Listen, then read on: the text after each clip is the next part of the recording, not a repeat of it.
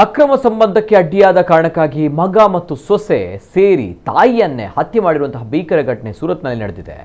57 ವರ್ಷದ ಹಮೀದಾ ಖಾತೂನ್ ಮನ್ಸೂರಿ ಮೃತಪಟ್ಟಂತ ಮಹಿಳೆ. ಕೆಲ ವರ್ಷಗಳ ಹಿಂದೆ ಪತಿ ನಿಧನ ಹೊಂದಿದ್ರಿಂದ ಕುಟುಂಬದ ಜವಾಬ್ದಾರಿ ಹಮೀದಾ ಹೊತ್ತಿದ್ರು. ಇವರಿಗೆ ವಾಸಿಂ ಮತ್ತು ಪರ್ವೇಜ್ ಎಂಬ ಇಬ್ಬರು ಗಂಡು ಮಕ್ಕಳಿದ್ರು. 3 ವರ್ಷದ ಹಿಂದೆ ವಾಸಿಂ ಶಬಾನಾ ಎಂಬಾಕೆಯನ್ನ ಮದುವೆಯಾದ ಸ್ವಲ್ಪ ದಿನದ ಬಳಿಕ ಶಬಾನಾ ಗಂಡನ ಸಹೋದರ ಪರ್ವೇಜ್ ಜೊತೆ ಅಕ್ರಮ ಸಂಬಂಧ ಇಟ್ಟುಕೊಂಡಿದ್ಲು. ಈ ವಿಚಾರ ತಿಳಿದ ಹಮೀದಾ ವಿರೋಧ ವ್ಯಕ್ತಪಡಿಸಿದ್ಲು. ಇದರಿಂದ ಅಸಮಾಧಾನಗೊಂಡ ಶಬಾನಾ ತನ್ನ ತಂದೆ ಫಿರೋಜ್ ಆಲಂನಿಗೆ ಅತ್ತೆಯ ಬಗ್ಗೆ ದೂರು ನೀಡಿದ್ಲು. ಫಿರೋಜ್ ಹಮೀದ್ಲಾಳನ್ನ ಮುಗಿಸುವ ಪ್ಲಾನ್ ಮಾಡಿದ್ದು, ಇದಕ್ಕೆ ಪರ್ವೇಜ್ ಕೂಡ ಒಪ್ಪಿಗೆ ನೀಡಿದ್ದ. ಫಿರೋಜ್ ಆಲಂ ಹಮೀದಾ ಅವರನ್ನ ಉಸಿರುಗಟ್ಟಿಸಿ ಕೊಲೆ ಮಾಡಿದ್ದ. ಇದನ್ನು ನೋಡಿದ ಶಬಾನಾ ಪರ್ವೇಜ್ಗೆ ಕಾಲ್ ಮಾಡಿ ವಿಷಯ ತಿಳಿಸಿತ್ತು. ಮನೆಗೆ ಬಂದ ಪರ್ವೇಜ್ ಹೆಣವನ್ನ ಚೀಲಕ್ಕೆ ತುಂಬಲು ಸಹಾಯ ಮಾಡಿದ್ದ. ಫಿರೋಜ್ ಮೃತದೇಹವನ್ನ ದೂರ ಕೊಂಡೊಯ್ದು ಎಸೆದಿದ್ದಾನೆ. ಈ ಬಗ್ಗೆ ಮಾಹಿತಿ ಪಡೆದ ಪೊಲೀಸರು ತನಿಖೆ ನಡೆಸಿ ಆರೋಪಿಗಳನ್ನು ಬಂಧಿಸಿದ್ದಾರೆ.